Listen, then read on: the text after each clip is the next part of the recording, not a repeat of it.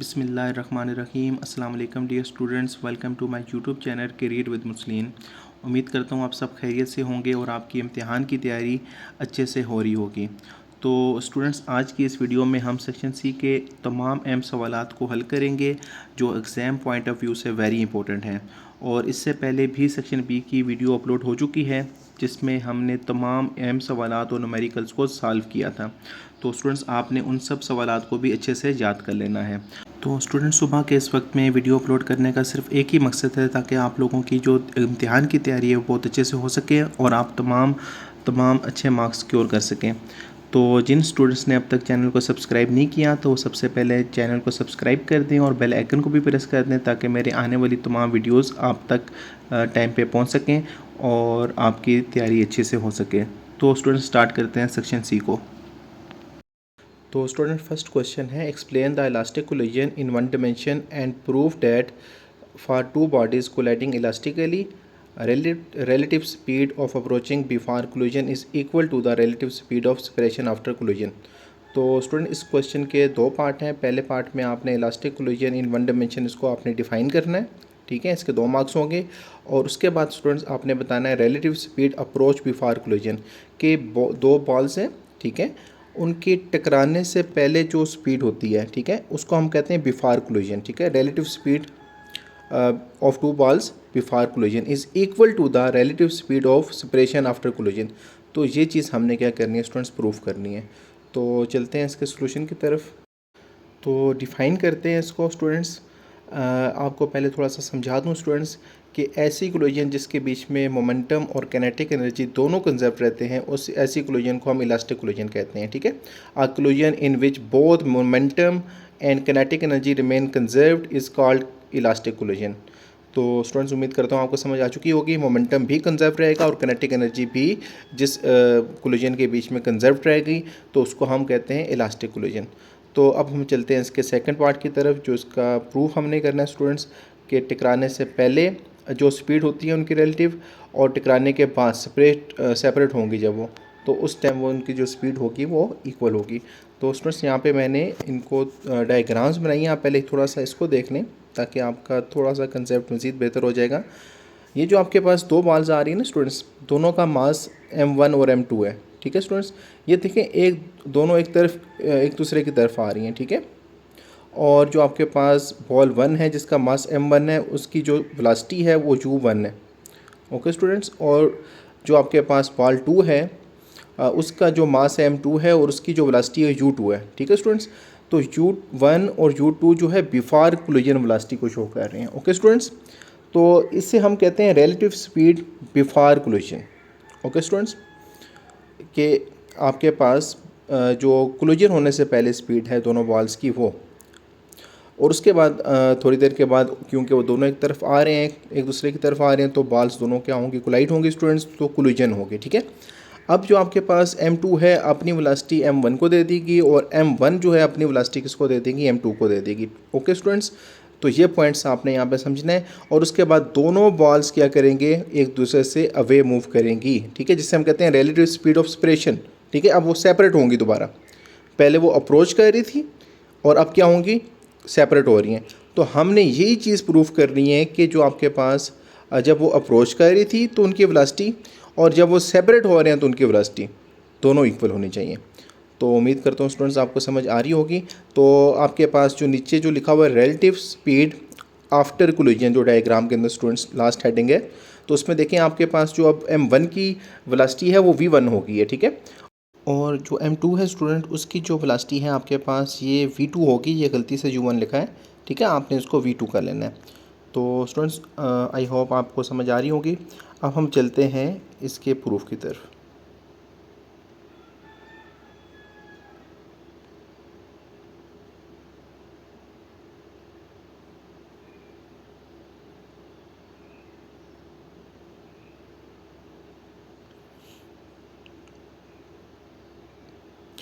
तो स्टूडेंट्स, सबसे पहले आपको बताया जा रहा है बिफोर कोलिजन, जो मैंने आपको एक्सप्लेन किया है कि मास m1 है और मूव कर रहा है वेलोसिटी u1 के साथ, ठीक है। और जो m2 है वो आपके पास दूसरी बॉल का मास है और मूव कर रहा है वो u2 वेलोसिटी के साथ। तो आफ्टर कोलिजन इनकी जो वेलोसिटी है वो v1 और v2 हो जाएगी। Okay students, for an elastic collision अगर हम बात करें अब यहाँ पे law of conservation of momentum की स्टूडेंट्स, तो आपको पता है आपके पास जो दोनों बॉल्स हैं, ठीक है, बिफोर और आफ्टर, उनका जो मोमेंटम होगा वो क्या होगा, सेम होगा, ठीक है, क्योंकि law of conservation of momentum यही बताते हैं हमें कि मोमेंटम जो होता है वो क्या रहता है, हमेशा कंजर्व रहता है।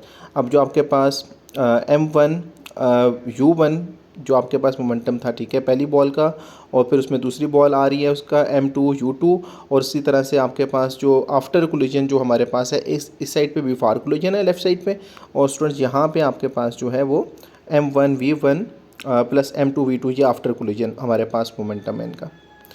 तो इसी तरह से अब आपने क्या करना है स्टूडेंट्स, यहाँ पे जो वेलोसिटीज़ हमारे पास हैं, ठीक है, v1 और u1 इनको हमने एक तरफ ले आना है, ठीक है स्टूडेंट्स, और जो आपके पास v2 और u2 है उनको हमने एक तरफ कर लेना है, ठीक है।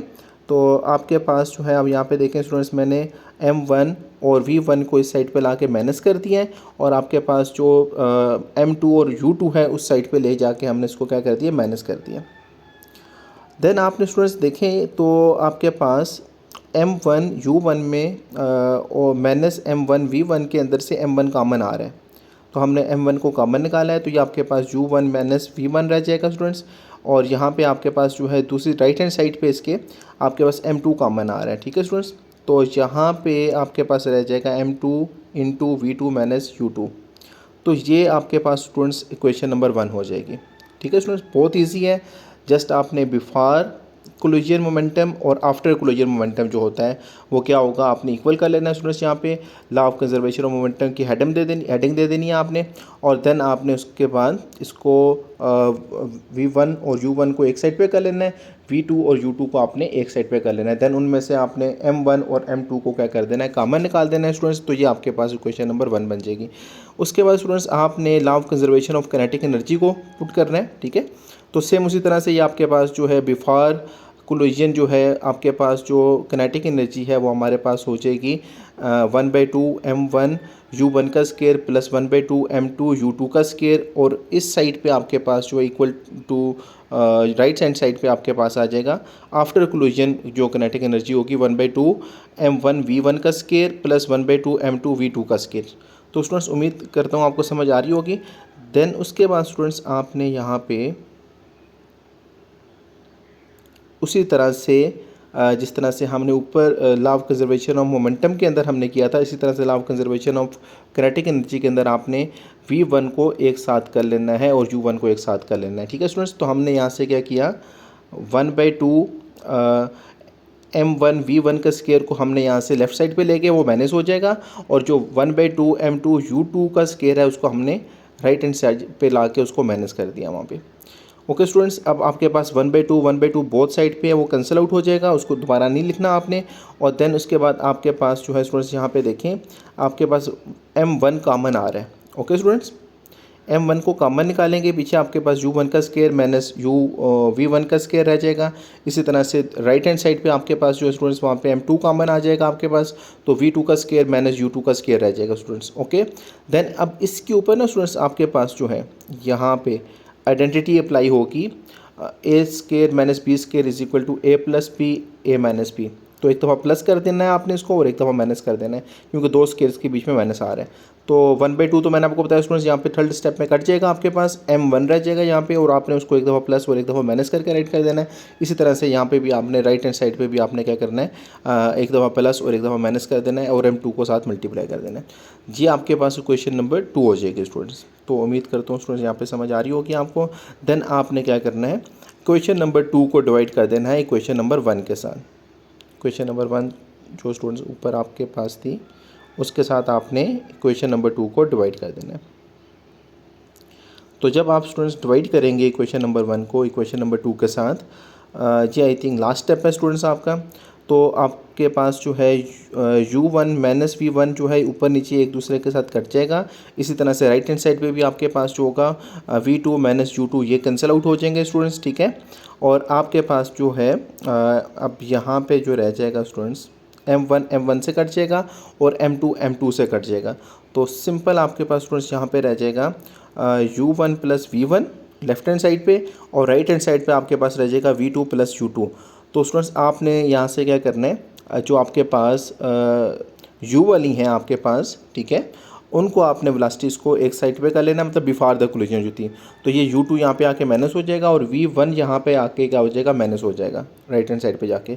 तो स्टूडेंट्स यहाँ पे आके आपने बताना है कि hence we prove that relative speed of approach is equal to the relative speed of separation. तो स्टूडेंट्स यहाँ पे मैंने लिखा हुआ भी है, देखें कि how fast two objects moving towards each other, के दो ऑब्जेक्ट जो हैं वो एक दूसरे के करीब कितना तेज़ी से आ रहे हैं बिफोर द कोलिजन, तो उसको हम कहते हैं रिलेटिव स्पीड ऑफ अप्रोच, ठीक है। और इक्वल होगी वो आपके पास रिलेटिव स्पीड ऑफ सेपरेशन के। तो रिलेटिव स्पीड ऑफ सेपरेशन क्या होती है, how much fast away from each other after collision, कि जो ऑब्जेक्ट्स हैं वो आफ्टर कोलिजन जो है वो किस स्पीड से जा रहे हैं। तो स्टूडेंट्स ये था हमारा प्रूफ। तो उम्मीद करता हूँ आपको अच्छे से समझ आ चुका होगा। स्टूडेंट्स आप एक दफ़ा इसका रिव्यू ले लें, और कोई चीज़ समझ नहीं आती तो आपने कमेंट्स बॉक्स में लाजमी मुझे मैसेज कर देना स्टूडेंट्स, ताकि मैं आपको इसका जो सलूशन है दोबारा से करा दूँ या आपको कमेंट्स में बता दूँ। तो स्टूडेंट्स मूव करते हैं इसके अल्टरनेटिव पार्ट की तरफ। वेरी इंपॉर्टेंट क्वेश्चन है स्टूडेंट्स अगेन, तो इसको आपने अच्छे तरीके से समझ लेना है। तो कार्नेट साइकिल आपके पास जो है क्या होता है, इसको एक्सप्लेन करना है हमने। Derive the relation for the efficiency of Carnot engine, और आपने इसकी एफिशिएंसी भी बतानी है। तो स्टूडेंट सबसे पहले आपको पता होना चाहिए जो कार्नेट इंजन होता है ये वर्क करता है between hot reservoir and cooled reservoir, ठीक है। हॉट और कूल्ड रिजर्वायर के बीच में ये वर्क करेगा, तो ये आपने राइट क्लास में भी करना है। उसके बाद मैंने यहाँ पे इसका ग्राफ बनाया स्टूडेंट्स, उम्मीद करता हूँ आपको समझ आ जाएगी इससे। तो स्टूडेंट इसके ना 4 प्रोसेस होते हैं, ठीक है। आपके पास पहला प्रोसेस होता है एसोथर्मल एक्सपेंशन। ओके स्टूडेंट्स, आपको ग्राफ में नज़र भी आ रही होगी वो लाइन, ए और बी के बीच में जो पॉइंट है वो आपके पास एसोथर्मल एक्सपेंशन को शो करता है, ठीक है स्टूडेंट्स। और एसोथर्मल एक्सपेंशन में होता क्या है स्टूडेंट्स, मैं आपको बता देता हूँ कि अब देखें आपके पास जो है ना ये ग्राफ में अगर देखें लेफ़्ट साइड पे, तो प्रेशर मैंने वर्टिकल लिया हुआ है, ओके स्टूडेंट्स, और वॉल्यूम को मैंने हॉरिजॉन्टली नीचे लिखा हुआ है, एक्स एक्सिस के अंदर लिखा हुआ है। तो प्रेशर जो आपके पास है स्टूडेंट्स, जो आपके पास एसोथर्मल एक्सपेंशन होती है, ठीक है, उसमें डिक्रीज़ होगा। ओके स्टूडेंट्स, देखें प्रेशर आपका ऊपर से नीचे की तरफ आ रहा है। तो अगर हम ग्राफ के देखें वर्टिकल, तो प्रेशर ऊपर की तरफ जा रहा है, तो इसका मतलब वो जो कर्व है ए से बी की तरफ वो नीचे की तरफ आ रही है और वो राइट तरफ जा रही है, ठीक है स्टूडेंट्स, वो राइट साइड पे जा रही है। तो इसका मतलब क्या हो रहा है, प्रेशर कम हो रहा है और वॉल्यूम इंक्रीज़ हो रहा है। ओके स्टूडेंट्स, तो ये P2 आपका मैंने एरो नीचे लगाया ताकि आपको याद करने में आसानी हो स्टूडेंट्स, कि P1 जो है वो P2 में कन्वर्ट हो रहा है, मतलब उसका टेम्परेचर जो है डिक्रीज़ हो रहा है, और वॉल्यूम जो है उसके साथ मैंने जो आपके पास है एरो अप डायरेक्शन में लगाया है ताकि आपको पता लगे कि वॉल्यूम इंक्रीज़ हो रहा है। देखें ना, ए पे अगर हम नीचे आए तो वॉल्यूम तकरीबन कम था बहुत, अब बी वाली साइड पे हैं तो आस्ता आस्ता वॉल्यूम इंक्रीज़ हो रहा है। ओके स्टूडेंट्स, क्योंकि हमने एक्स एक्सिस के अंदर वॉल्यूम लिया हुआ है। तो देन उसके बाद स्टूडेंट्स ये थी एसोथर्मल एक्सपेंशन। इसमें टेम्परेचर जो हमारा है वो क्या होगा, कांस्टेंट रहेगा, उस पर कोई फ़र्क नहीं पड़ेगा। देखें T1 था ऊपर भी मैंने ब्रैकेट में लिखा हुआ है, और बी पॉइंट के ऊपर भी T1 है। ओके स्टूडेंट्स, तो आपने प्रेशर, वॉल्यूम और टेम्परेचर को हर पॉइंट पे देखना है लाजमी। देन उसके बाद आती है स्टूडेंट्स आपके पास एडियाबैटिक एक्सपेंशन। एडियाबैटिक एक्सपेंशन जो होती है ना स्टूडेंट्स, इसके बीच में ना हीट लूज़ होगी ना अब्ज़ॉर्ब होगी, क्योंकि आपके पास जो एडियाबैटिक होता है ना ये इंसुलेटेड सिलेंडर के अंदर होता है।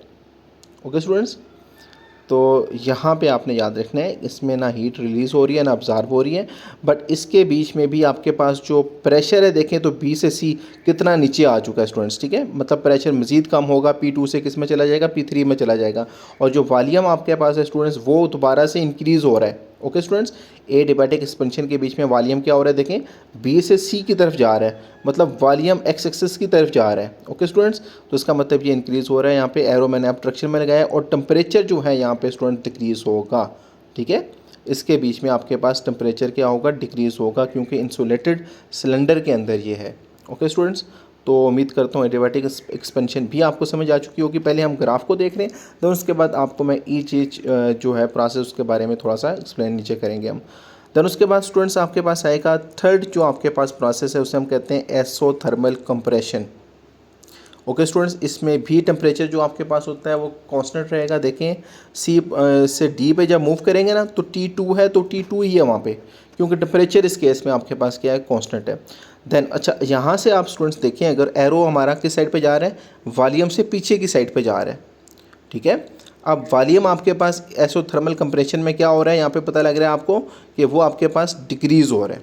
ओके स्टूडेंट्स, तो इसका ना मैंने यहाँ पे डी पॉइंट के साथ लिखा हुआ है। देखें V4 आपके पास जो है वॉल्यूम नीचे की तरफ एरो डाल रहे हैं, कि मतलब आपके पास सी डी के अंदर सी से डी पॉइंट के बीच में आपके पास एसोथर्मल कंप्रेशन हो रही है और वहाँ पे वॉल्यूम आपके पास डिक्रीज़ हो रहा है। अच्छा अब देखें स्टूडेंट्स कि यहाँ से सी पॉइंट से डी तक तो हम ऊपर की तरफ जा रहे हैं ना, थोड़ी सी ग्राफ, ठीक है।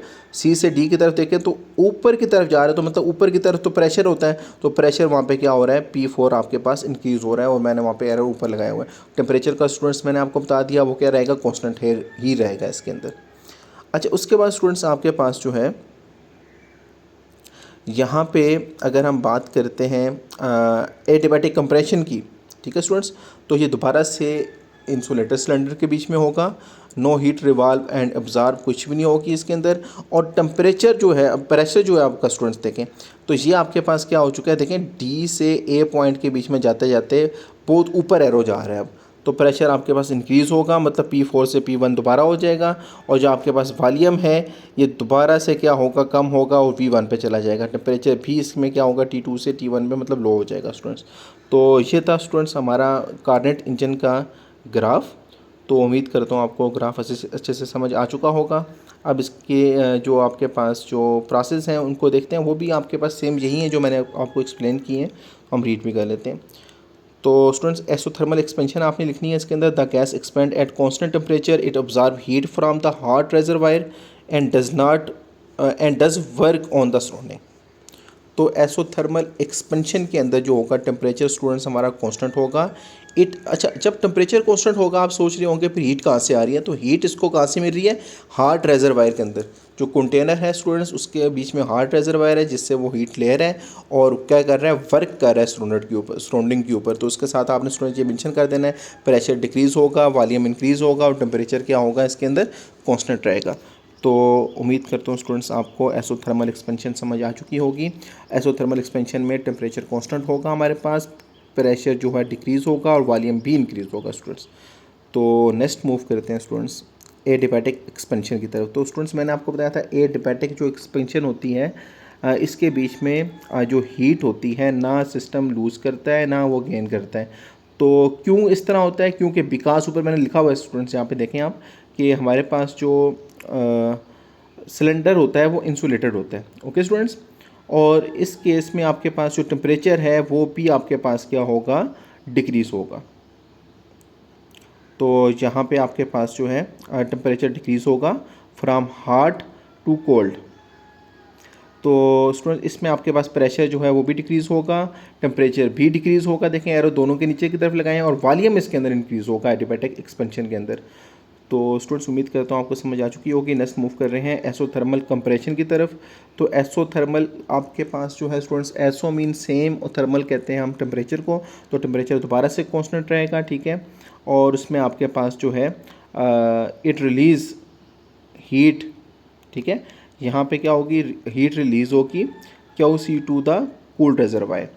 तो स्टूडेंट्स इसके बीच में हमने जो पढ़ा था आपने उसी तरह से ऊपर मैंने एरो के साथ लिखा हुआ है, प्रेशर इंक्रीज़ होगा, आपका वॉल्यूम डिक्रीज़ होगा और टेम्परेचर कांस्टेंट रखना है स्टूडेंट्स। तो ये चीज़ें आपने बीच में राइट लाजमी कर देनी है साथ, ठीक है। उसके बाद लास्ट में हमारे पास है एडियाबैटिक कंप्रेशन स्टूडेंट्स। तो अगेन इंसुलेटर सिलेंडर आ जाएगा, ठीक है। और उसके बाद हमारे पास सारी चीज़ें जो हैं, प्रेशर है, वॉल्यूम है, टेम्परेचर है, ये दोबारा से पहले वाला हो जाएगा जो पहले पॉइंट पे था। स्टूडेंट्स उम्मीद करता हूँ आपको समझ आ चुकी होगी। नेक्स्ट हम एफिशिएंसी इसकी कैलकुलेट करनी है स्टूडेंट्स हमने कार्नेट इंजन की। तो उसमें आपके पास जो है W आपने याद रखना है स्टूडेंट्स, ये आपके पास Q1 माइनस Q2 होता है। Q1 के ऊपर मैंने हल्का सा इनपुट लिखा हुआ है और Q2 के ऊपर मैंने आउटपुट लिखा हुआ है स्टूडेंट्स, ठीक है। तो ये आपके पास वर्क डन है इसका। तो first law of thermodynamics students क्या होता है आपके पास, वो आपके पास डेल्टा U प्लस W होता है, ठीक है। तो Q is equal to delta U plus W। तो यहाँ पे आपके पास जो होगा स्टूडेंट्स जो आपको बता रहे हैं, अगर हमारे पास डेल्टा U क्या हो जाए, 0 हो जाए, तो हमारे पास जो वर्क डन होगा वो किसकी इक्वल हो जाएगा, वो क्यू की इक्वल होगा, ठीक है। और यहाँ पे आपके पास जो है वर्क डन, इसको हम लेंगे कि इनपुट जो हीट जा रही है उसके अंदर और आउटपुट माइनस आउटपुट, ठीक है। तो वर्क डन को हम इसकी इक्वल लेंगे Q1 माइनस Q2 के। अब स्टूडेंट्स आपको पता है कि जो हमारे पास एफिशिएंसी होती है वो रेशियो होती है आउटपुट और इनपुट की, ठीक है। तो जो चीज़ ज़्यादा जिसकी एफिशिएंसी परसेंटेज ज़्यादा होती है, इसका मतलब वो ज़्यादा एफिशिएंट है, लेस एनर्जी लूज़ कर रहा है एनवायरनमेंट के अंदर स्टूडेंट्स। तो यहाँ पे एफिशिएंसी का सिंबल लगा हुआ है, ये इसका फार्मूला राइट कर देना आपने स्टूडेंट्स। तो यहाँ पे आपके पास वर्क लिखा हुआ है, वहाँ पे आपने लिख देना है आउटपुट वर्क लिखा हुआ है, तो वहाँ पे आपने Q1 माइनस Q2 लिख देना है। और इनपुट आपको मैंने जिस तरह से ऊपर भी बताया हुआ है कि आपके पास Q1 होगी, ठीक है स्टूडेंट्स। तो यहाँ पे Q1 जो है अब दोनों के साथ डिवाइड हो रहा है स्टूडेंट्स, तो आपने दोनों के साथ डिवाइड कर देना है और Q1 से कट के 1 हो जाएगा आपके पास, और यहाँ पे माइनस Q1/Q1 आ जाएगा। तो स्टूडेंट्स क्योंकि हमारे पास जो होता है ना Q2 Q1 की अगर हम बात करें या Q1 Q2, तो ये हमारे पास टेम्परेचर ही होता है, क्योंकि Q हमारे पास जो होता है ना it is directly proportional to the temperature. तो so we can return as कि 1 minus T2 divided by Q1। तो स्टूडेंट्स के नीचे मैंने राइट भी किया हुआ है, आप इसको देख सकते हैं। तो ये आ जाएगा as we know that heat is proportional to the absolute temperature, कि जो हीट होती है हमारे पास वो प्रोपोर्शनल डायरेक्टली प्रोपोर्शनल होती है किसके, टी के। देन हम we can write as Q2 की जगह हम क्या कर लेंगे T2 लिख लेंगे और Q1 की जगह T1 लिख लेंगे। तो स्टूडेंट्स ये हमारे पास आ जाएगी एफिशिएंसी, और अगर हम इसकी परसेंटेज एफिशिएंसी निकालना चाहें तो उसी को हम क्या कर देंगे 100 से मल्टीप्लाई कर देंगे, तो आपके पास क्या आ जाएगी परसेंटेज एफिशिएंसी आ जाएगी कार्नेट इंजन की। तो स्टूडेंट्स आई होप आपको अच्छे से समझ आ चुका होगा। तो आप इसको यहाँ से एक दफ़ा ओवर रिव्यू ले सकते हैं स्टूडेंट्स। तो अगर आप ये क्वेश्चन इम्पोर्टेंट है स्टूडेंट्स, ये आपका रिपीट भी हो सकता है एग्ज़ाम के अंदर, तो आपने अच्छे तरीके से इसको देख लेना है।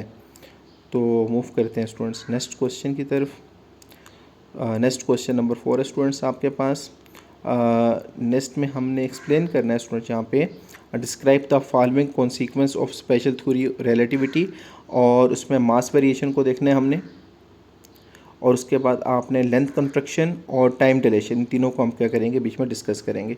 तो स्टूडेंट्स एक चीज़ आपको बताना चाहता हूँ यहाँ पे कि हमारे पास जो मास वेरिएशन होती है, ठीक है, according to the theory of relativity, कि जब भी कोई ऑब्जेक्ट स्पीड ऑफ लाइट से मूव करेगा या बहुत फास्ट मूव करेगा स्टूडेंट्स, ठीक है, तो उस टाइम क्या होगा आपके पास जो मास हो जाएगा ना वो रिलेटिविस्टिक मास हो जाएगा, मतलब इंक्रीज़ हो जाएगा मास। ओके स्टूडेंट्स, तो रिलेटिविस्टिक मास उस मास को कहते हैं जो ऑब्जर्वर देख रहा होता है, ठीक है स्टूडेंट्स, उस मास को हम कहते हैं जो देख रहा होता है। और m0 जो यहाँ पे फॉर्मूले में लिखा है ना स्टूडेंट्स, ये आपके पास ओरिजिनल मास है, ठीक है, और जो मास जो बाहर लिखा हुआ है ये आपके पास रिलेटिविस्टिक मास होगा स्टूडेंट्स यहाँ पे। तो इस फार्मूले के अंदर जब हम क्या करेंगे वैल्यूज़ को पुट करेंगे तो मास जो हमारे पास उसकी वैल्यू आएगी, ठीक है स्टूडेंट्स, वो आपके पास ज़्यादा आएगी उसकी वैल्यू। तो मास वेरिएशन के बीच में आपने स्टूडेंट्स इस तरह से बता देना है कि अगर कोई ऑब्जेक्ट क्या करेगा स्पीड ऑफ लाइट से या बहुत फास्ट मूव करेगा तो उसका मास क्या होगा, इंक्रीज़ होगा। तो मास वेरिएशन के बीच में स्टूडेंट्स आपने ये चीज़ लिख देना है, और ये फार्मूला लाजमी आपने याद कर लेना है। मास का भी याद कर लेना है, लेंथ का भी याद कर लेना है, और टाइम डिलेशन का भी याद कर लेना है। तीनों का सेम है। आपके पास जो है लेंथ के अंदर यहाँ पे m की जगह l आ जाएगा स्टूडेंट्स, और m0 की जगह वहाँ पे क्या आ जाएगा, l0 आ जाएगा, बाकी बिल्कुल सेम है। इसी तरह से t आप m की जगह t लिख देंगे और m0 की जगह फिर वहाँ पे t0 लिख देंगे, तो आपके पास वो भी आ जाएगा। तो स्टूडेंट्स आगे इसको चलते हैं, मज़ीद देखते हैं। तो आपने साथ फार्मूला लिखने के बाद आपने थोड़ा सा इसको एक्सप्लेन कर देना है स्टूडेंट्स कि m यहाँ पे रिलेटिविस्टिक मास है जो ऑब्जर्वर को लग रहा होता है, नज़र आ रहा होता है, और जो m0 है ये ओरिजिनल मास होता है, v आपके पास वेलोसिटी ऑफ द बॉडी होती है, c स्पीड ऑफ लाइट होती है स्टूडेंट्स, ठीक है। तो एक्सप्लेनेशन दोबारा से यहाँ पे देख लें students. When the speed of a body approaches the speed of light, आपको पता है सबसे तेज़ जो स्पीड है स्टूडेंट्स वो किसकी होती है, लाइट की होती है, रोशनी की होती है।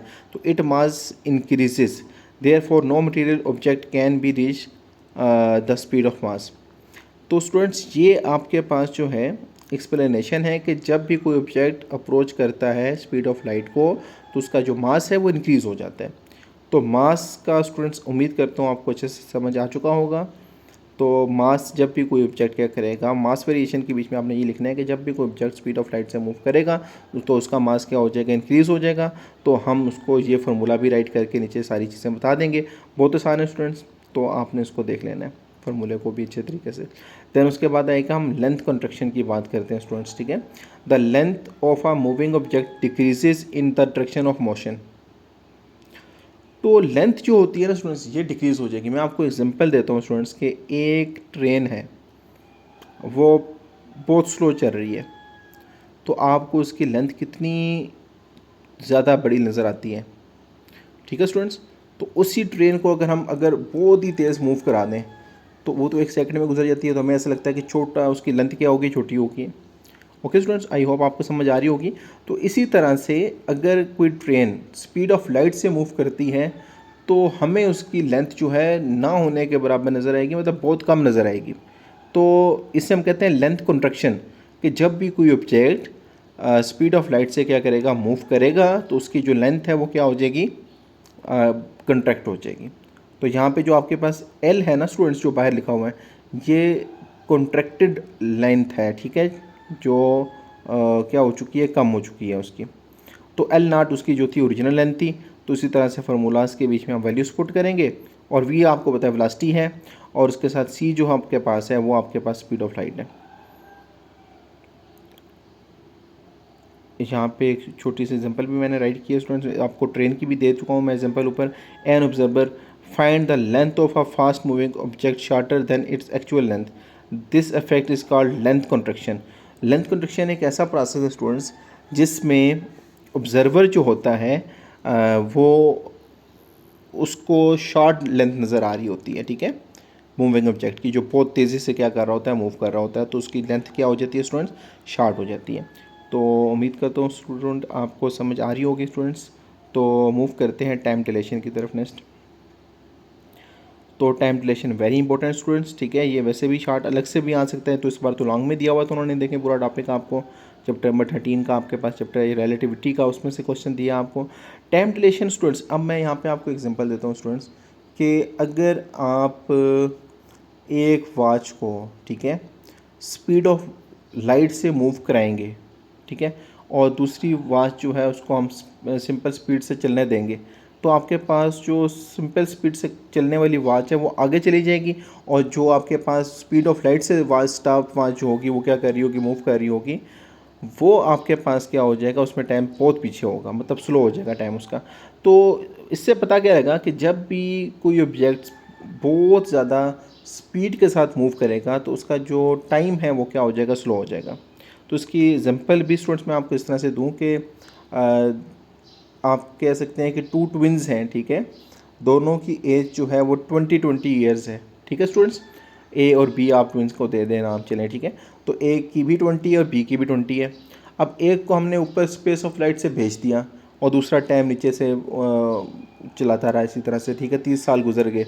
तो अब जो नीचे वाला होगा उसकी एज कितनी हो जाएगी, जो नॉर्मल टाइम पे था, ठीक है, जो स्पीड ऑफ लाइट से मूव नहीं कर रहा था, तो वो 30 ईयर्स का हो चुका हो, 50 ईयर का सॉरी हो चुका होगा आफ्टर 30 ईयर, क्योंकि 20 तो उसकी पहले थी, फिर 30 उसमें और ऐड हुए तो 50 हो जाएगा। इसी तरह से जो ट्विंस जो था जिसको हमने स्पीड ऑफ लाइट से मूव कराया था, तो जब वो वापस आएगा तो उसकी एज क्या होगी, 30 होगी। तो स्टूडेंट्स ये आपके पास शो करता है कि जो भी ऑब्जेक्ट जो होता है जो स्पीड ऑफ लाइट से मूव करेगा तो उसका जो टाइम हो जाएगा वो क्या हो जाएगा, स्लो हो जाएगा। तो स्टूडेंट्स उम्मीद करता हूँ आपको समझ आ चुकी होगी। ऊपर आपने फार्मूला भी याद कर लेना है स्टूडेंट्स। ये जो टी आपके पास है ना बाहर लिखा हुआ, ये डिलेटेड टाइम को शो कर रहा है, और टी नॉट जो आपके पास है ये प्रॉपर टाइम है इसका। तो स्टूडेंट्स उम्मीद करता हूँ आपको समझ आ चुकी होगी। मूव करते हैं नेक्स्ट क्वेश्चन की तरफ।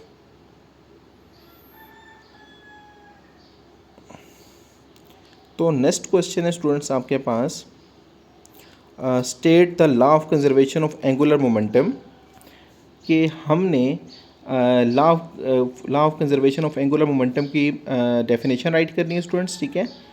Show that delta L by delta T is equal to सिफर and angular momentum L is conserve for an isolated system. तो स्टूडेंट्स वेरी इजी क्वेश्चन है, बस इसके 3 पार्ट हैं, आपने 3 चीज़ें इसमें क्या करनी है, सॉल्व करनी है। सबसे पहले तो आपने क्या करना है, law of conservation of angular momentum की डेफिनेशन देनी है। ठीक है students. Law of conservation of angular momentum क्या होता है इसको देखते हैं। इसकी डेफिनेशन मैं आपको रीड कराता हूँ स्टूडेंट्स, पर उससे पहले मैं आपको थोड़ा सा समझा भी देता हूँ इसको कि law of conservation of angular momentum जो स्टूडेंट्स होता है ना, उसमें नेट एक्सटर्नल टार्क जो होता है, जो सिस्टम के ऊपर एक्ट कर रहा होता है, वो क्या होगा, सिफर होगा। तो इसका मतलब क्या हुआ कि अगर नेट टॉर्क जो होगा वो सिफर होगा, ठीक है, जो किसी सिस्टम के ऊपर क्या कर रहा है, एक्ट हो रहा है, तो उसका मतलब क्या होगा कि द टोटल एंगुलर मोमेंटम जो है सिस्टम है वो रिमेस कांस्टेंट रहेगा, ठीक है। अगर टार्क आपके पास जो है वो सिफर होगा तो जो हमारे पास एंगुलर मोमेंटम है वो क्या हो जाएगा, कंजर्व होगा, वो कांस्टेंट रहेगा, ठीक है स्टूडेंट्स। तो this is law of conservation of angular momentum कि अगर टार्क आपके पास सिफर होगा, ठीक है, तो एंगुलर मोमेंटम जो होगा सिस्टम का वो कांस्टेंट रहेगा इन बोथ मैग्नीट्यूड में भी और उसके साथ साथ डायरेक्शन के अंदर भी। तो स्टूडेंट्स उम्मीद करता हूँ आपको angular state law of conservation of angular momentum की समझ आ चुकी होगी कि जिसके बीच में जो आपके पास जो नेट टार्क होता है, ठीक है, एक्सटर्नल टार्क, वो आपके पास क्या होगा, जब ज़ीरो होगा तो एंगुलर मोमेंटम आपका क्या रहेगा, कांस्टेंट रहेगा। तो इसी को हम कहते हैं law of conservation of angular momentum, जिसमें टार्क का ज़ीरो होना मस्ट होता है। तो स्टूडेंट्स जब यहाँ पे इसको मैथमेटिकली भी हम इस तरह से राइट कर सकते हैं कि इफ़ एक्सटर्नल टार्क, मतलब टी लगा के ना, नीचे में ई एक्स टी लिखा है यहाँ पे, तो इसका मतलब क्या होता है कि एक्सटर्नल टार्क जब आपके पास सिफर होगा तो एल जो आपके पास है ये एंगुलर मोमेंटम है स्टूडेंट्स, ठीक है, मैंने ऊपर राइट भी किया हुआ है, तो ये कांस्टेंट रहेगा, ठीक है स्टूडेंट्स। तो ये मैथमेटिकली मैंने इसको थोड़ा सा आपको समझाने के लिए कोशिश की है कि law of conservation of angular momentum क्या होता है कि एक्सटर्नल टार्क अगर जीरो है तो आपके पास एंगुलर मोमेंटम क्या होगा, वो कांस्टेंट होगा। तो इसे ही हम law of conservation of angular momentum कहते हैं। तो स्टूडेंट्स अब अगर हम बात करें law of conservation of angular momentum की, तो इसका मतलब क्या है, L1 जो होगा वो आपके पास किसकी इक्वल होगा, L2 की इक्वल होगा, ठीक है। तो यहाँ पे स्टूडेंट्स आपके पास जो है ना एंगुलर जो हमारे पास मोमेंटम है, ठीक है स्टूडेंट्स, तो इसका जो आपके पास क्या होता है, फार्मूला होता है ना स्टूडेंट्स, तो आपने याद रखना है, ये हमारे पास मोमेंट ऑफ इनर्शिया और एंगुलर वेलोसिटी के प्रोडक्ट होता है। एंगुलर मोमेंटम जो स्टूडेंट्स होता है, it is a product of moment of inertia and angular velocity. तो स्टूडेंट्स ये आपने याद रखना है। तो L1 की जगह हम क्या करेंगे, मतलब आप यूँ कह सकते हैं आप इसको कि जो आपके पास एंगुलर मोमेंटम होता है IW होता है, ठीक है, मोमेंट ऑफ इनर्शिया I से और W से एंगुलर वेलोसिटी। तो L1 अगर लिखेंगे तो हम क्या लिखेंगे यहाँ पे स्टूडेंट्स, इसकी जगह L1 और ओमेगा 1 मतलब एंगुलर वेलोसिटी 1, और इसी तरह से L2 के अंदर क्या हो जाएगा आपके पास I2 और ओमेगा 2 हो जाएगा स्टूडेंट्स। तो स्टूडेंट्स यहाँ तक उम्मीद करता हूँ आपको समझ आ चुका होगा। तो ये हमारे पास जो था law of conservation of momentum था यहाँ तक। तो ये अभी हमने एक पार्ट इसका सॉल्व किया स्टूडेंट्स। हमने क्या सॉल्व किया है कि हमने ये बताया कि नेट टार्क अगर आपके पास क्या होगा, सिफर होगा, तो एंगुलर मोमेंटम आपके पास क्या होगा, वो कांस्टेंट रहेगा, ठीक है। अब मूव करते हैं इसकी डेरिवेशन की तरफ स्टूडेंट्स। डेरिवेशन हमने अभी कौन सी पहले मूव करें, सेकंड पार्ट जो आपके पास है ना लिखा हुआ है यहाँ पे स्टूडेंट्स, देखें delta L by delta T जो होता है वो सिफर की इक्वल होता है। तो ये चीज़ हम क्या करने लगे हैं, प्रूफ करने लगे हैं। तो डेरिवेशन में स्टूडेंट्स सबसे पहले तो आपको मैंने ये बता ही दिया है वैसे कि जो आपके पास एंगुलर मोमेंटम होता है, it is a product of moment of inertia and angular velocity. तो इसलिए तो हमने ऊपर देखे ना L1 की जगह क्या लिखा था, I1 और W1 लिखा था, L2 की जगह I2 और W2 लिखा था, क्योंकि आपके पास एंगुलर मोमेंटम जो होता है इसकी प्रोडक्ट होता है। एंगुलर मोमेंटम की जगह हम IW राइट कर सकते हैं। तो यहाँ पे हमने देखें IW को राइट किया हुआ है स्टूडेंट्स। तो स्टूडेंट्स आई होप आपको समझ आ रही होगी। उसके बाद स्टूडेंट्स आपने क्या करना है, यहाँ पे आपके पास जो L है और यहाँ पे आपके पास जो IW है, इन दोनों को आपने डेल्टा टी के साथ आपने क्या कर देना, डिवाइड कर देना है। ओके स्टूडेंट्स, तो यहाँ पे देखें, if we differentiate both sides with respect to time we find the ratio, we find the rate of change. तो स्टूडेंट्स क्योंकि हमने क्या करना है, देखिए ना, हमें तो चाहिए ऊपर प्रूफ में, हमें उसके साथ गर्ज है, हमें delta L by delta T चाहिए। तो यहाँ पे आपके पास डेल्टा एल हमने इसको बना दिया, चलें ठीक है, डेल्टा एल है हमारे पास राइट हैंड साइड पे, तो उसके नीचे भी डेल्टा टी को डिवाइड कर देंगे और आई डेल्टा डब्ल्यू के साथ भी हम क्या कर देंगे, डेल्टा टी को डिवाइड कर देंगे स्टूडेंट्स। तो स्टूडेंट्स ये जो आपके पास है ना, आई के आगे जो ब्रैकेट में लिखा हुआ है डेल्टा डब्ल्यू मतलब angular velocity divided by time, तो इट इज़ एंगुलर एक्सेलरेशन, ये क्या होता है आपके पास एंगुलर एक्सेलरेशन के इक्वल होता है। तो हम delta W by delta T की जगह यहाँ पे क्या कर सकते हैं, एंगुलर एक्सेलरेशन राइट कर देंगे। ये डेफिनेशन लिखी हुई है एंगुलर एक्सेलरेशन की, तो आपने इसको याद कर लेना है। Since the rate of change of angular velocity with respect to time is known as angular acceleration, ठीक है। तो एंगुलर एक्सेलरेशन जो होता है स्टूडेंट्स आपके पास delta W by delta T होगा। मतलब आप कह सकते हैं कि rate of change of angular velocity it is called acceleration, ठीक है। तो ये डेल्टा डब्ल्यू आपके पास क्या rate of change of angular velocity है with respect to time, so it is called angular acceleration. तो स्टूडेंट्स यहाँ पे आपके पास जो अब लिखा हुआ था ना आई के आगे delta W by delta T, तो इसकी जगह हम यहाँ पे एंगुलर एक्सेलरेशन पुट कर देंगे। तो यहाँ पे देखें नीचे हमने वो पुट कर दिया स्टूडेंट्स, ठीक है।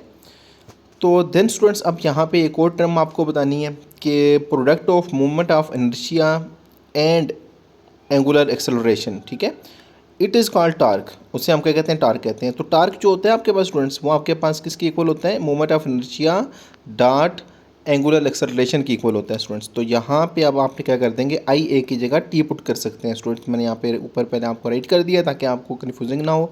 तो आपने यहाँ पे क्या कर देना है, टार्क लिख देना है स्टूडेंट्स। तो आपके पास ये चीज़ बन जाएगी। तो स्टूडेंट्स एक को चीज़ अब देखें, हम वेरी क्लोज हैं प्रूफ के, delta L by delta T को हमने क्या करना था, ज़ीरो के इक्वल प्रूफ करना था। तो स्टूडेंट्स यहाँ पे एक चीज़ आपने याद रखनी है कि जो आइसोलेटेड सिस्टम होता है उसके बीच में जो टार्क होता है हमारे पास क्या होता है, ज़ीरो होता है। तो यहाँ पे हम हेडिंग देंगे कि कंडीशन फॉर आइसोलेटेड सिस्टम। तो जब आपके पास आइसोलेटेड सिस्टम होगा तो वहाँ पे टार्क आपके पास किसकी इक्वल हो जाएगा, सिफर की इक्वल हो जाएगा। देन आपके पास जो है यहाँ पे हम सिफर लगा देंगे टी की जगह। तो हमारे पास प्रूफ हो जाएगा delta L by delta T is equal to सिफर, जो हमने क्वेश्चन में प्रूफ करना था। तो स्टूडेंट आई होप आपको समझ आ चुका होगा।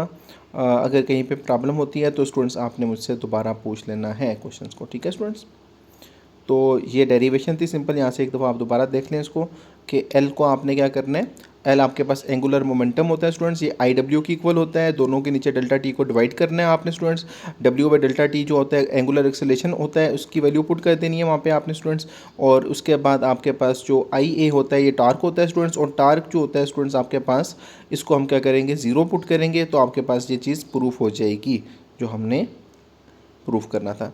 तो स्टूडेंट्स अब हम मूव करते हैं इसके थर्ड पार्ट की तरफ जो हमारे पास है ऊपर क्वेश्चन में। स्टूडेंट्स देख लें आप एक दफ़ा, ये देखें आपने अभी show that delta L by delta T is equal to सिफर and angular momentum is L conserved for an isolated system. तो ये चीज़ अभी हमने फाइंड करनी है। देखिए हमने वो चीज़ तो शो डेट वाला फाइंड कर ली है। अब लास्ट में लिखा है ना, एंड एंगुलर मोमेंटम जो होता है वो क्या होता है, आइसोलेटेड सिस्टम का कंजर्व होता है। ये चीज़ हमने क्या करनी है, अब फाइंड करनी है। तो वेरी इजी है स्टूडेंट्स, आपने क्या करना है, यहाँ पे लिखना है डेल्टा एल, उसको पहले आपने हेडिंग दे देनी है यहाँ पे, final proof for conservation if the rate of change of angular momentum over time is zero, ठीक है। कि हमारे पास जो rate of change of momentum होता है वो आपके पास किसकी इक्वल होता है, ज़ीरो की इक्वल होता है। तो हम रेट ऑफ चेंज आपके पास जो स्टूडेंट होगा इसको हम लिख सकते हैं ना, डेल्टा एल को L final minus L initial, ठीक है। ये आपका किसकी इक्वल होगा, ज़ीरो की इक्वल होगा। तो जब ये ज़ीरो की इक्वल आपके पास होगा स्टूडेंट्स, तो फिर क्या करेंगे, एल इनिशियल को उठा के आप दूसरी साइड पे ले जाएं। तो ये आपके पास क्या हो जाएगा, देखें इसका मतलब क्या होगा कि आपके पास जो एंगुलर मोमेंटम जो पहले था, ठीक है, और बाद में वो क्या है आपके पास कंजर्व रहेगा। तो यही चीज़ तो हमने क्या करनी थी, प्रूफ करनी थी। तो डेल्टा एल को आपने स्टूडेंट्स क्या कर देना है, यहाँ पे आपको पहले लिखना है आपने डेल्टा एल जो होता है L final minus L initial की इक्वल होता है। देन आपने उसके बाद एल माइनस को उठा के राइट हैंड साइड पे लेके पॉजिटिव कर देना है। और देन आपके पास ये इसको अरेंज कर लें, आपके पास ये प्रूफ भी हो जाएगा। तो स्टूडेंट्स उम्मीद करता हूँ आपको ये क्वेश्चन भी अच्छे से समझ आ चुका होगा। वेरी इंपॉर्टेंट क्वेश्चन था एग्ज़ाम पॉइंट ऑफ व्यू से, तो आप इसको दोबारा से अच्छे से देख लीजिएगा और इसकी प्रैक्टिस कर लीजिएगा। तो स्टूडेंट्स आपको हर मुर्गे की आवाज़ आ रही होगी। एक्चुअली ये सुबह का टाइम हो चुका है, तो मुझे तकरीबन जो है आपकी वीडियो पहले तो सब कुछ राइट करते हुए नोट्स बनाते हुए तकरीबन पूरी रात लग चुकी है। तो आपने वीडियो को लाजमी लाइक कर देना है और उसके साथ चैनल को सब्सक्राइब कर देना है। जिन स्टूडेंट्स ने अब तक चैनल को सब्सक्राइब नहीं किया तो चैनल को सब्सक्राइब कर दें। ये आपका ही चैनल है, इसमें आपके एग्ज़ाम से रिलेटेड तमाम प्रॉब्लम्स को सॉल्व किया जाता है। तो स्टूडेंट्स, आई होप आप वीडियो को लीव करने से पहले चैनल को सब्सक्राइब कर देंगे। तो स्टूडेंट्स, नेक्स्ट मूव करते हैं क्वेश्चन इसके अल्टरनेटिव पार्ट की तरफ। तो स्टूडेंट, क्वेश्चन नंबर 5 आपके पास है, what is mean by quark, explain quark family of particle. तो स्टूडेंट्स, क्वार्क्स जो होते हैं ना, ये एलिमेंट्री पार्टिकल होते हैं, इनसे छोटा कोई पार्टिकल नहीं होता। हम पहले ये अर्ली 20 सेंचुरी के अंदर जो है हम ये समझते थे कि प्रोटॉन न्यूट्रॉन्स जो होते हैं हमारे पास ये सबसे छोटे होते हैं और पार्टिकल होते हैं और इनसे नीचे कोई पार्टिकल नहीं होता, ठीक है स्टूडेंट्स। बट हमें जाके बाद में पता चला कि हमारे पास प्रोटॉन और न्यूट्रॉन्स से भी छोटे पार्टिकल्स होते हैं जो न्यूट्रॉन्स और प्रोटॉन्स को बनाते हैं, जिनको हम क्वार्क्स कहते हैं, ठीक है। And these are elementary particles. Elementary particles students वो पार्टिकल्स होते हैं जो किसी से मिलके नहीं बनते, ठीक है स्टूडेंट्स। और वो क्या करते हैं, मज़ीद छोटा भी नहीं हो सकते, ठीक है। तो आप ये थोड़ा सा इंट्रोडक्शन था स्टूडेंट्स इसके बारे में, इसको रीड भी कर लेते हैं। In the early 20 century we thought protons and neutrons were the smallest part of atom, ठीक है। हम ये समझते थे कि न्यूट्रॉन्स प्रोटॉन्स जो हैं ये आपके स्मॉलेस्ट है। However in 1964 scientist proposed that these particles are actually made of even smaller building blocks. These are called quarks. तो their existence was proven in 1968 at SLAC. तो स्टूडेंट्स, आपने ये इंट्रोडक्शन जो है आपको जैसे समझाने के लिए मैंने राइट किया है, इसको क्वेश्चन के आंसर के बीच में लिखने की ज़रूरत नहीं है आपको। क्वेश्चन का आंसर आपने यहाँ से स्टार्ट करना है कि व्हाट आर क्वार्क्स।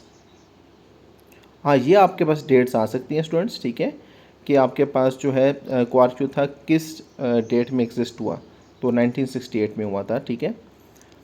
तो ये एक्सेलरेटर होते हैं SLAC ये आपके पास, ठीक है, जिसके बीच में हम हाई स्पीड पे पार्टिकल को मूव कराते हैं तो हमारे पास न्यू पार्टिकल्स वजूद में आते हैं स्टूडेंट्स, ठीक है। तो ये आपके पास जो है इसकी एब्रीविएशन भी आप याद कर सकते हैं।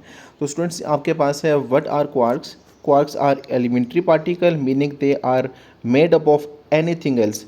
मतलब ये आपके एलिमेंट्री पार्टिकल्स होते हैं, इसका मतलब ये है कि किसी भी पार्टिकल से मिलकर ही बनते। They are basic building blocks of matter. तो एक्चुअली जो हमारे पास मैटर है ना स्टूडेंट्स, वो आपके पास क्वार्क्स से ही मिलके बनता है, ठीक है। यही प्रोटॉन न्यूट्रॉन्स को बनाते हैं और प्रोटॉन न्यूट्रॉन्स आपको बताया न्यूक्लियॉन्स होते हैं जो एटम के न्यूक्लियस में पाए जाते हैं, ठीक है स्टूडेंट्स। तो when quarks combine they form particle called hadrons, और फिर क्वार्क मिलके हैड्रॉन्स भी बनाते हैं स्टूडेंट्स, ठीक है, जिसको हम कहते हैं प्रोटॉन्स और न्यूट्रॉन्स।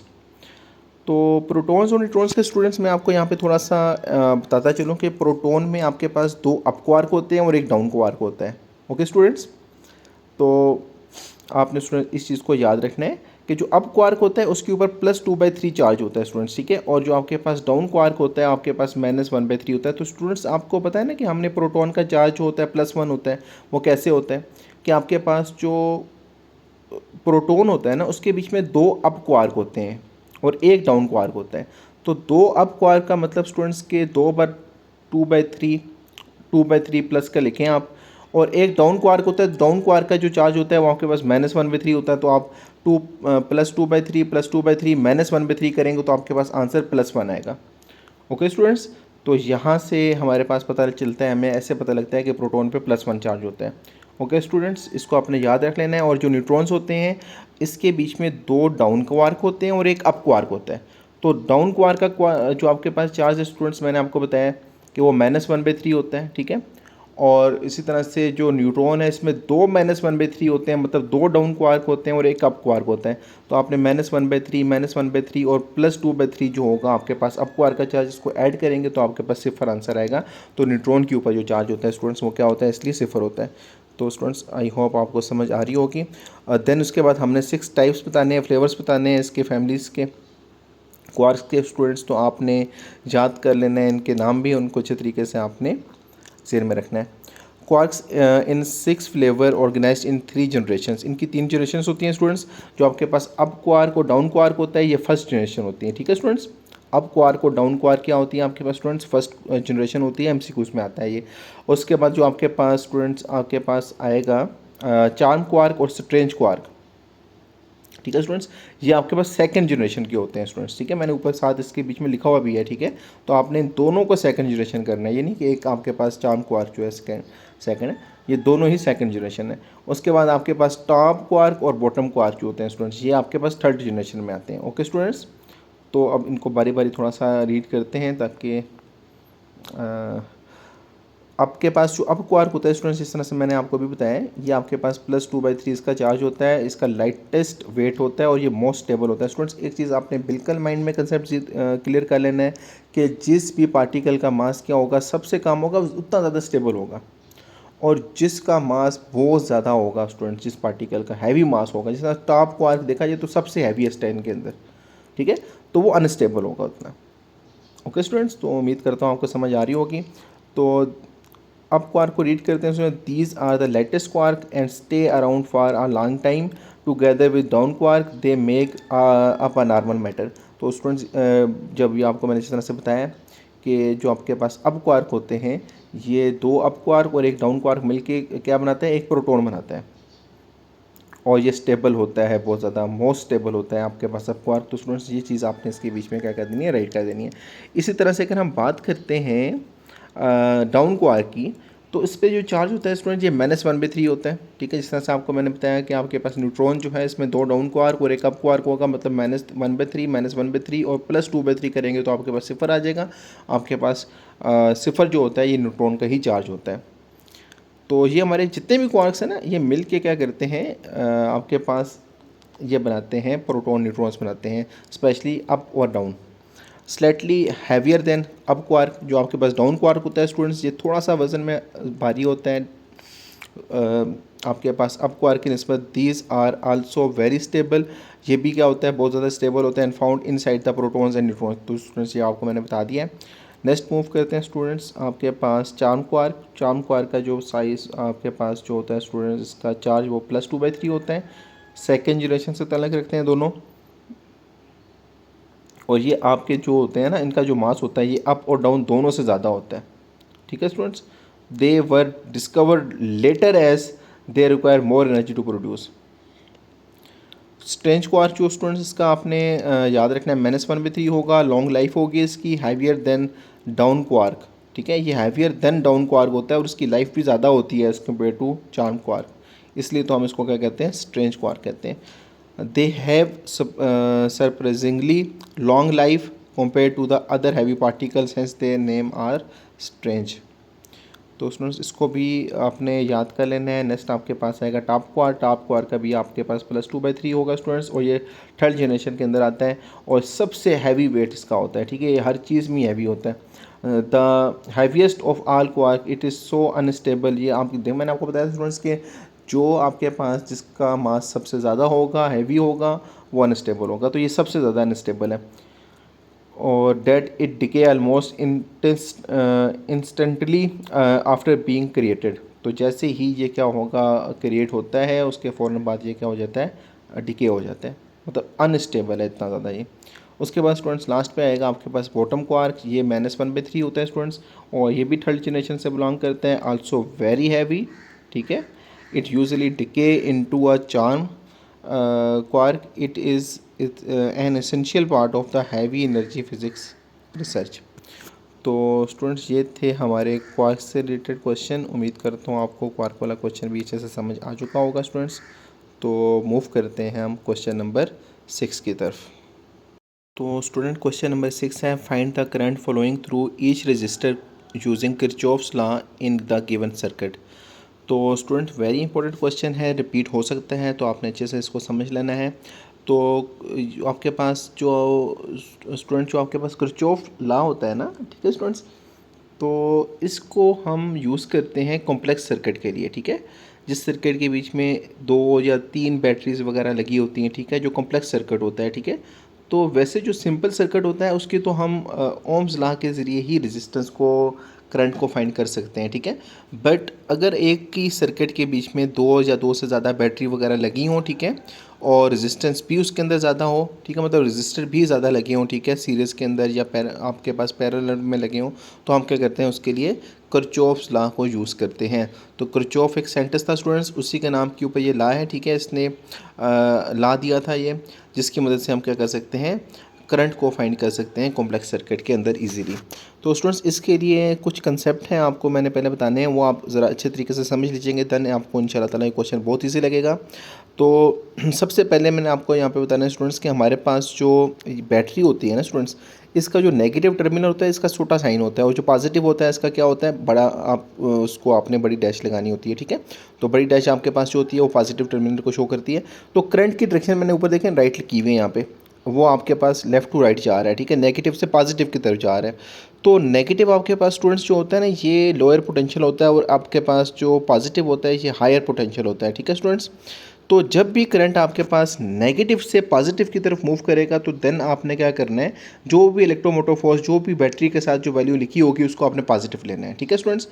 तो जिस तरह से यहाँ पे देखें स्टूडेंट्स, आपके पास यहाँ पे ये जो I2 है आपके पास, ठीक है, ये लूप 1 है स्टूडेंट, ठीक है। तो इसमें आपके पास जो I2 है स्टूडेंट्स, ठीक है, ये नेगेटिव से पॉजिटिव की तरफ जा रहा है, तो इसका मतलब यहाँ पे आपके पास जो E2 इलेक्ट्रोमोटिव फोर्स जो हमारे पास यहाँ पे 6 वोल्ट है, ये हम पॉजिटिव लेंगे। ओके स्टूडेंट्स, तो ये चीज़ क्लियर हुई है आपको, उम्मीद करता हूँ। अब देन अगर आपके पास जो करंट इसी तरह से गुजर रहा है, देखें पॉजिटिव से नेगेटिव की तरफ जा रहा है, ठीक है, मतलब हायर पोटेंशियल से लोअर पोटेंशियल की तरफ जा रहा है, देन आपने फिर क्या करना है, इलेक्ट्रोमोटिव फोर्स जो भी बैटरी के साथ यहाँ पे वैल्यू लिखी होगी उसके साथ आपने माइनस लगा देना है। जिस तरह से स्टूडेंट्स देखें यहाँ से, ये लूप 1 को देखें आप स्टूडेंट्स, I1 को, तो यहाँ से R1 से होता हुआ जब ये आगे आएगा, ठीक है, तो ये पॉजिटिव से नेगेटिव में जाएगा, मतलब ये आपके पास हायर पोटेंशियल से लोअर पोटेंशियल में जाएगा। तो यहाँ पे आपके पास जो इलेक्ट्रोमोटिव जो आपके पास 10 है, ये आपके पास क्या हो जाएगा, माइनस हो जाएगा। तो स्टूडेंट्स आई होप आपको समझ आ रही होगी। तो स्टूडेंट्स ये थे हमारे पास बैटरी के कंसेप्ट। तो अब आपने स्टूडेंट्स रेजिस्टेंस का कंसेप्ट भी समझ लेना है और बड़े अच्छे तरीके से इसको समझना है आपने स्टूडेंट, ठीक है। तो रेजिस्टेंस का स्टूडेंट्स इस तरह से होता है आपके पास कि जब भी करंट रेजिस्टेंस के अंदर से गुजरेगा तो आपको पता है ड्रॉप होगी वोल्टेज वहाँ पे, ठीक है। रेजिस्टेंस का मतलब ही क्या है कि वोल्टेज को कम करना, करंट को कम करना सर्किट के बीच में, तो वोल्टेज हमेशा क्या होगी, माइनस में जाएगी, ठीक है। चाहे आप अब यहाँ पे स्टूडेंट्स आपको मैं यहाँ से इस डायग्राम से समझाता हूँ कि जो I2 है ना स्टूडेंट्स, यहाँ से देखें ये आपके माइनस से प्लस में जाएगा, प्लस से होता होता फिर आगे आपके पास जो है ना यहाँ पे 2 ओम की रेजिस्टेंस आएगी, इससे होता हुआ फिर स्टूडेंट्स ये आपके पास R2 में आएगा, R1 से होता हुआ। तो जैसे ही R2 में पहुँचेगा ना स्टूडेंट्स, तो यहाँ पे वोल्टेज इसका क्या होगा, गिर जाएगा। जब यहाँ पे वोल्टेज गिरेगा तो आपके पास जो यहाँ पे वैल्यू होगी वो आपके पास क्या हो जाएगी, IR की, जो भी वोल्टेज आपको पता है ना स्टूडेंट्स, वोल्टेज गिरेगा, वोल्टेज आपके पास किसकी इक्वल होता है, IR की इक्वल होता है अकॉर्डिंग टू ओम्स लॉ, ठीक है। तो यहाँ पे IR की वैल्यू आपके पास क्या आ जाएगी, माइनस हो जाएगी। तो जब भी करंट आपका मतलब कॉमन रजिस्टर की बात नहीं कर रहा स्टूडेंट्स, यहाँ पे कॉमन रजिस्टर आपके पास 1 है, इसका मैं आपको अलग से समझाता हूँ अभी इसी क्वेश्चन के अंदर। तो अभी आपने ना एक सिंपल अलग से रजिस्टर है जिस तरह से R2, ठीक है, लूप 1 के अंदर है, मतलब इसका लूप 2 के साथ कोई ताल्लुक नहीं है। तो जब आपके पास करंट आपका लूप 1 के अंदर से गुजरेगा स्टूडेंट्स, ठीक है, तो यहाँ से ये जिस साइड से इंटर होगा वहाँ पे आपके पास वोल्टेज ड्रॉप होगा, मतलब आपने यहाँ पे लिख देना है I2 minus I2 R2। Okay students, I hope आपको समझ आ रही होगी। अच्छा, अब हम यहाँ पे ना स्टूडेंट्स एक और चीज़ देखें। अब जिस तरह से I1 था ना स्टूडेंट्स, यहाँ से आ रहा था आपके पास, ठीक है, और आ रहा था उसी R1 के अंदर, अगर हम कॉमन रजिस्टर की बात करें, ठीक है, जो वैसे R2 है आपके डायग्राम के अंदर, बट यहाँ पे मैंने R1 लिखा हुआ है नीचे इसको समझाने के लिए। तो जब आपके पास अगर हम लूप 1 ले रहे होंगे स्टूडेंट्स, ठीक है, तो आपने क्या करना है, यहाँ पे जो आपके पास लूप होगा ना उसका करंट आपने नेगेटिव रखना है, उसका वोल्टेज नेगेटिव रखना है, दूसरे वाले का आपने क्या कर देना है, पॉजिटिव कर देना है। स्टूडेंट्स को मैं आपको समझाता हूँ, यहाँ से आपको अच्छे तरीके से समझ आएगी। इधर से यहाँ पे देखें स्टूडेंट्स, ये हमारे पास जो है ना यही वाला आपके पास कॉम्प्लेक्स सर्किट है जो आपका क्वेश्चन में दिया गया है, ठीक है स्टूडेंट्स। आपको E1 और E2 का कंसेप्ट तो अच्छे से समझ आ चुका होगा, उम्मीद करता हूँ स्टूडेंट्स। आपको जो सिंपल जो रजिस्टर है उसका भी कंसेप्ट क्लियर हो चुका होगा कि जब भी सिंपल रजिस्टर के बीच में से करंट गुजरेगा तो वहाँ पे आपने माइनस IR लगाना है, ठीक है स्टूडेंट्स। अच्छा, अब जब स्टूडेंट्स आपके पास कॉमन रजिस्टर, जिस तरह देखें आपके पास जो R1 है यहाँ पे ना, ये आपके पास लूप 1 के साथ भी अटैच है, लूप 2 के साथ भी अटैच है। तो स्टूडेंट्स अगर हम लूप 1 की बात करें, ठीक है, तो लूप वन को देखें अगर स्टूडेंट्स आप गौर से इसको अगर, ठीक है, तो ये आपके पास जो I1 है, ठीक है, अब ये मैंने सिर्फ आई लिखा हुआ है स्टूडेंट्स, तो आप इसको चलें आई समझ लें, ठीक है। लूप वन में जो आपके पास ये आई है, ठीक है स्टूडेंट्स, ये आपका गुजर रहा है R1 से, ओके स्टूडेंट्स, और इसी R1 के अंदर से I1 भी गुजरेगा, ओके स्टूडेंट्स। तो हम अगर लूप वन को सॉल्व कर रहे होंगे ना स्टूडेंट्स, तो यहाँ पे आपने फिर क्या करना है, -IR1 करना है, ठीक है। और दूसरा भी तो इसके अंदर से गुजर रहा है ना, इसी लूप के अंदर से गुजर रहा है, तो दूसरे वाले को आपने पॉजिटिव लेना है। दूसरे वाले को क्या करना है आपने स्टूडेंट, यहाँ पे पॉजिटिव लेना है। अब यहाँ पे देखें, अब यहाँ पे आपको ना स्टूडेंट अच्छे तरीके से और समझ आ जाएगा। ये इस साइड पे लेफ्ट हैंड साइड पे लूप वन है और राइट हैंड साइड पे लूप टू है। तो स्टूडेंट्स यहाँ पे I1 जब आपका इसके अंदर से गुजरेगा ना स्टूडेंट्स, तो जो करंट आप जो लूप की जिसकी आप वो इक्वेशन फाइंड कर रहे होंगे, तो उस वाले करंट को आपने नेगेटिव लेना है। उसके साथ आपने लिखना है जिस तरह से हम लूप वन की बात कर रहे हैं, देखें यहाँ पे इक्वेशन में, तो यहाँ पे आपके पास जो होगा ना, ये कॉमन रजिस्टर R1 के अंदर से गुजर रहा है I1, तो स्टूडेंट्स यहाँ पे आपके पास -I1 R1 हो जाएगा, ओके स्टूडेंट्स। अब दूसरा I2 भी तो इसी कॉमन रजिस्टर से स्टूडेंट्स गुजर रहे हैं, ठीक है। तो जो I2 इसके अंदर से गुजरेगा स्टूडेंट्स, तो आपके पास वो प्लस लेना है आपने, मतलब एक जो आपके जिस लूप की इक्वेशन फाइंड कर रहे होंगे उसका वोल्टेज आपने यहाँ पे जो उसकी IR की वैल्यू होगी वो आपने क्या करना है, नेगेटिव लेना है, और दूसरे वाले की पॉजिटिव लेनी है आपने, ठीक है स्टूडेंट्स। तो यहाँ पे देखें आपके पास जिस तरह से मैंने नीचे राइट भी की हुई है, आपने इस तरह से राइट करना है। I1 R1 माइनस मैंने लिया, दूसरा लूप उसकी हम फाइंड नहीं कर रहे, तो उसकी आपने क्या कर देनी, वो भी गुजरा तो इसी के अंदर से, तो आपने I2 R1 राइट कर देना पॉजिटिव के साथ। अब स्टूडेंट मैं आपको दूसरे के समझाता हूँ यहाँ से। अब अगर हम लूप टू की बात करें, तो स्टूडेंट लूप टू की हमने इक्वेशन फाइंड कर रहे हैं, तो I2 जो होगा ना यहाँ से जब स्टूडेंट गुजरेगा, तो इसको हम नेगेटिव लेंगे अब, क्योंकि अब हम लूप वन की बात कर रहे हैं, तो जो सा लूप होगा उसका करंट नेगेटिव होगा। तो यहाँ पे I2 R1 जो होगा आपके पास, यहाँ पे माइनस लगाएंगे इसके साथ, और दूसरे लूप का जो आपके पास वो इसी के अंदर से गुजर रहा है, तो उसका हम क्या करेंगे, पॉजिटिव लगाएंगे, तो ये आ जाएगा आपके पास +I1 R1। तो स्टूडेंट्स आई होप आपको समझ आ चुकी होगी। अब हम मूव करते हैं अपने क्वेश्चन की तरफ।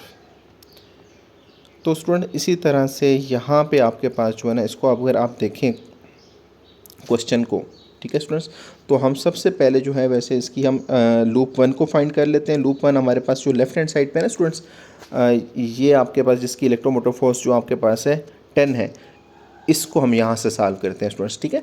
तो सिर्फ अभी हम देखें इसको सॉल्व करने लगे, लूप वन की इक्वेशन बनाएंगे। तो कैसे बनाएंगे स्टूडेंट्स, इसको राइट करें आप इस तरह से, देखें कि करंट जो आपके पास है ना, ये R1 से गुजरेगा, ठीक है स्टूडेंट्स। R1 के उसको मैं बाद में उसकी सॉल्व करता हूँ कॉमन रेजिस्टेंस गुजरने के बाद। अभी हम इसको यहाँ से जब जाएगा ये ऊपर से ना स्टूडेंट्स R1 से होके, तो ये प्लस वाली साइड से नेगेटिव वाली साइड पे आएगा, ठीक है स्टूडेंट्स। तो ये इसका मतलब क्या हुआ कि ये हायर पोटेंशियल से लोअर पोटेंशियल में आ रहा है। तो इसका मतलब क्या होगा कि आपके पास जो इलेक्ट्रोमोटिव फोर्स की वैल्यू है वो आपने -1 लगानी है, ठीक है, जिस तरह से मैंने आपको पहली कंडीशन में बताया था। सेकंड कंडीशन में कि प्लस से माइनस में आएगा, तो आपके पास हायर से लोअर में इलेक्ट्रोमोटिव फोर्स की वैल्यू क्या होगी, नेगेटिव होगी। तो स्टूडेंट्स यहाँ पे आपने क्या कर देना है, नेगेटिव इलेक्ट्रोमोटिव 1 लगा दिया मैंने यहाँ पे, ठीक है, वैल्यू बाद में पुट कर लेते हैं। अच्छा, देन उसके बाद स्टूडेंट्स आपके पास जो है यही पॉजिटिव से नेगेटिव से गुजरता हुआ ये कहाँ से गुजरेगा, R1 से गुजरेगा, ठीक है। अब R1 से ना स्टूडेंट्स आपके पास दो करंट गुजर रहे हैं, ठीक है।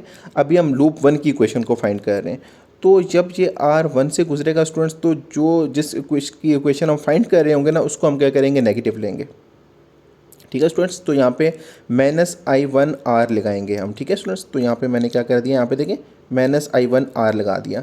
अब इसी तरह से जो दूसरा लूप का करंट गुजर रहा है ना, उसकी वो भी इसके अंदर से गुजरेगा ना स्टूडेंट्स, तो वो आपके पास क्या हो जाएगा, +I2 R1। तो वो हमने यहाँ पे इस तरह से +I2 R1 राइट कर दिया। और उसके बाद स्टूडेंट्स यहाँ पे आपने इक्वल टू 0 लगा देना है। देन इसके बाद आपने स्टूडेंट्स यहाँ पे R1 की वैल्यू आपको गिवन है, R1 आपके पास स्टूडेंट्स जो है 2 ओम है, और R2 जो आपके पास है वो 1 ओम है। तो यहाँ पे R1 और R2 की वैल्यूज़ को आपने जस्ट पुट कर देना है स्टूडेंट्स। तो आपके पास ये बन जाएगा -10 -2I1 + 2I2 = 0। तो स्टूडेंट्स यहाँ से आपने क्या करना है, 2I1 को उठा के इस साइड पे ले आना है, राइट साइड पे, तो ये पॉजिटिव हो जाएगा, और +2I2 को आपने इस साइड पे लेके आना है, तो ये -2I2 हो जाएगा स्टूडेंट्स। तो ये आपके पास इक्वेशन नंबर 1 बन जाएगी। तो अब स्टूडेंट्स मूव करते हैं हम लूप 2 की तरफ।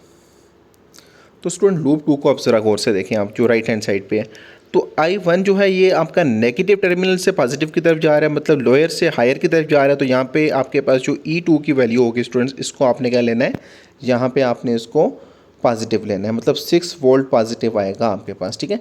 देन ये नेगेटिव से पॉजिटिव से होता हुआ ये आपके पास R1 से गुजरेगा, ठीक है। पहले यहाँ पे आपको मैं दिखा देता हूँ, मैंने इसकी जो वैल्यू है वो पॉजिटिव 6 ली है, ठीक है, क्योंकि नेगेटिव से पॉजिटिव की तरफ जा रहा है। तो स्टूडेंट्स ये देखें, हमने यहाँ पे E2 यहाँ पे पॉजिटिव लिया हुआ है, ठीक है, और नीचे इस E2 की वैल्यू भी पॉजिटिव 6 है। अब स्टूडेंट्स हमने कॉमन रजिस्टर के अंदर से I2 को गुजारना है, I2 को हम कॉमन रजिस्टर से गुजारेंगे, ठीक है।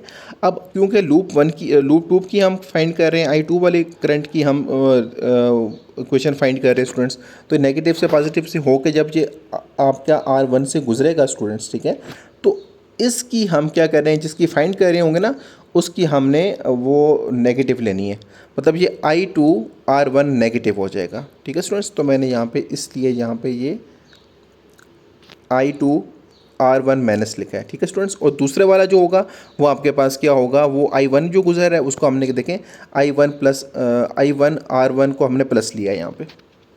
तो स्टूडेंट्स यहाँ पे देखें, दूसरा वाला जो करंट होगा वो आपके पास I1 गुजर रहा है R1 के अंदर से, कॉमन रजिस्टर के अंदर से, तो वो आपके पास क्या होगा, वो माइनस राइट कर दिया मैंने क्वेश्चन में, ठीक है। अब ये I2 हम लूप 1 को देख रहे थे ना स्टूडेंट्स की, नेगेटिव से पॉजिटिव में गया तो आपके पास ये 6 प्लस का हो जाएगा, ठीक है। उसके बाद ये आपके पास जो होगा I2 माइनस I2 R1 हो जाएगा, ठीक है। उसके बाद प्लस I1 R1 हो जाएगा स्टूडेंट्स। तो देन ये मूव करता हुआ क्या करेगा, R2 से गुजरेगा।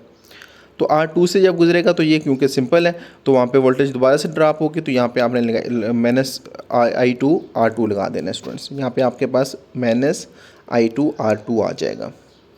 तो ये आपके पास जो है आपने यहाँ पे इस तरह से स्टूडेंट्स यहाँ पे राइट कर देना है। अब यहाँ पे आपने R1 की वैल्यू 2 लगा देनी है और R2 की वैल्यू को 1 लगा देना है स्टूडेंट्स, उसको सिंप्लीफाई करना है। तो आपके पास ये इक्वेशन बनेगी 6 + 2i - 3i2 = 0। और इस तरह से आपने स्टूडेंट्स यहाँ पे 6 को उठा के इधर लेना है, ये -2 आ जाएगा। तो स्टूडेंट्स ये इसको नाम दे देना है आपने इक्वेशन नंबर 2 का। और अब आपने दोनों इक्वेशंस को क्या कर देना है, सब्ट्रैक्ट कर देना है, ठीक है। इक्वेशन नंबर 2 को आपने इक्वेशन नंबर 1 में से माइनस कर देना है। तो आपने स्टूडेंट्स यहाँ पे ऊपर इक्वेशन नंबर 1 राइट की और नीचे आपने इक्वेशन नंबर 2 राइट की। देखें दोनों माइनस में जो आपके पास होते हैं ना स्टूडेंट्स, जब भी हम करते हैं दो इक्वेशंस को तो माइनस में साइन चेंज कर देते हैं, प्लस को माइनस में कर देते हैं, माइनस को प्लस में कर देते हैं, और फिर इसी तरह से आपने माइनस को प्लस में कर दिया।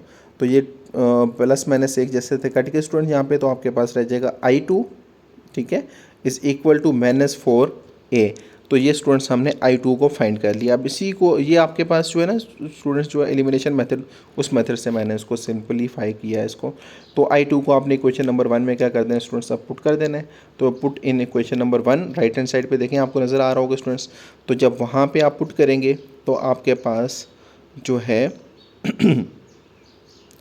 ये आ जाएगा, ये थर्ड स्टेप में ये ऊपर तो 2 दफ़ा मैंने दोबारा लिख दिया क्वेश्चन।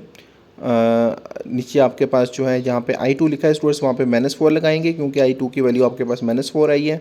तो ये आपके पास -4 और -2 मल्टीप्लाई होकर +8 हो जाएंगे स्टूडेंट्स। ये +8 यहाँ पे आके -8 हो जाएगा, तो -10 और -8 आपके पास -18 हो जाएंगे स्टूडेंट्स। और 2 × 1 = 2, 2 × 9 = 18। तो आपके पास I1 कितना आ जाएगा स्टूडेंट्स, यहाँ पे 9 एम्पेयर आ जाएगा, ठीक है, क्योंकि करंट को हम एम्पेयर में मेजर करते हैं, तो इसलिए हमने दोनों के साथ A लगा दिया। तो स्टूडेंट ये था हमारा क्वेश्चन नंबर 6 का पार्ट 1। तो स्टूडेंट उम्मीद करता हूँ आपको समझ आ चुकी होगी। अगर किसी भी किस्म की प्रॉब्लम आपको आती है स्टूडेंट्स, तो आपने कमेंट सेक्शन में मुझे लाजमी बताना है ताकि मैं आपकी परेशानी ख़त्म कर सकूँ। तो मूव करते हैं स्टूडेंट्स इसके अल्टरनेटिव पार्ट की तरफ। तो स्टूडेंट क्वेश्चन नंबर 6 का अल्टरनेटिव पार्ट है, in an experiment 3 kg rocket is launched from ground. The rocket total energy at the top of its flight is 2352 जॉल, ठीक है स्टूडेंट्स।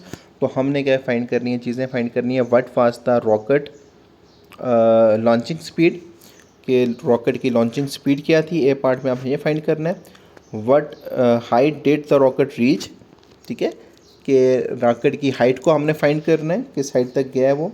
और उसके बाद आपने स्टूडेंट्स बताना है कि लॉन्च होने के 2.5 सेकंड के बाद जो किनेटिक एनर्जी और पोटेंशियल एनर्जी है रॉकेट की वो कितनी है। तो 3 स्टेप हैं स्टूडेंट्स आपके पास और हर स्टेप के 2 मार्क्स हैं। तो स्टूडेंट्स यहाँ पे सबसे पहले डाटा राइट करेंगे। मास जो हमारे पास है वो 3 kg है। टोटल एनर्जी भी गिवन है ऊपर, वो आपके पास 2352 जॉल है।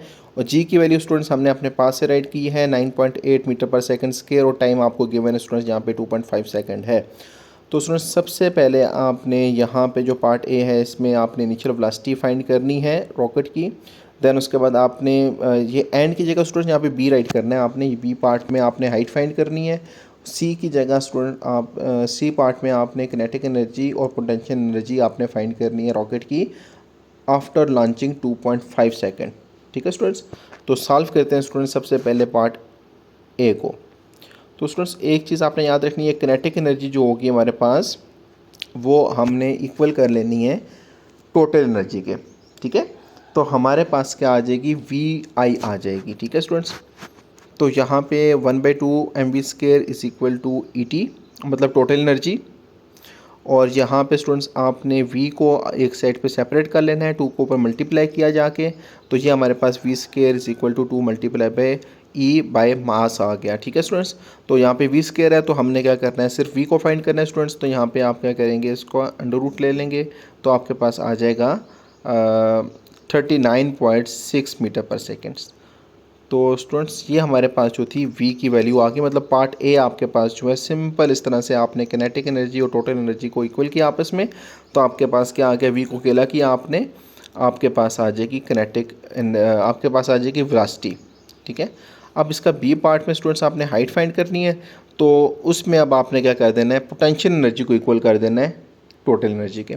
पोटेंशियल एनर्जी का फॉर्मूला लगाना है, जिस तरह से यहाँ पे किनेटिक एनर्जी थी इक्वल किया तो किनेटिक एनर्जी का फॉर्मूला लगाया था, यहाँ पे आपने पोटेंशियल एनर्जी है कि इक्वल किया है, तो वहाँ पे पोटेंशियल एनर्जी का फॉर्मूला जो होता है mgh होता है स्टूडेंट्स, ये आपने लगा देना है। तो यहाँ से अब h फाइंड करना है, क्योंकि सेकंड पार्ट में आपने स्टूडेंट्स हाइट फाइंड करनी है हमने, तो h को अकेला करेंगे, आपके पास यहाँ पे आ जाएगा total energy divided by mg।